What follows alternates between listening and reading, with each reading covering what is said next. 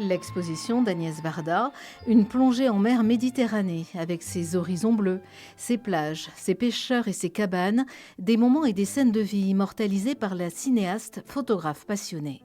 Cette exposition, c'est une balade qui montre sa pratique photographique, mais pas que. Ça montre aussi, avec des extraits de films et puis des installations de vidéos, la dernière partie de sa vie. Elle disait qu'elle avait eu 3 vies, photographe, cinéaste et jeune artiste plasticienne.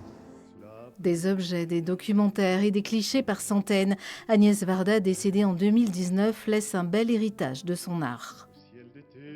Elle a beaucoup gardé d'éléments, des notes, des planches contact. On a beaucoup de chance, on a des archives extrêmement riches et ça nous permet aussi de faire toutes ces expositions. Ce goût de la mer, Agnès Varda l'a partagé avec son ami Pierre Soulages, rencontré à Sète en 1950.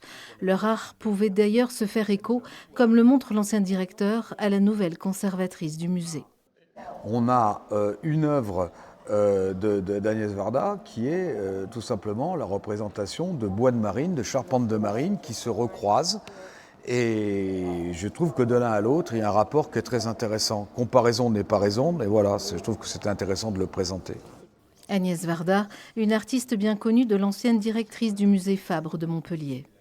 C'est une artiste qui était très liée aussi à Sète, qui est à proximité de la ville de Montpellier. Donc c'est un univers qui m'est très familier, l'univers méditerranéen.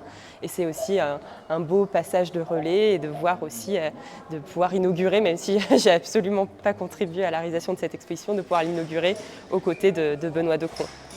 Cette exposition temporaire d'Agnès Varda est à voir jusqu'au 4 janvier 2026.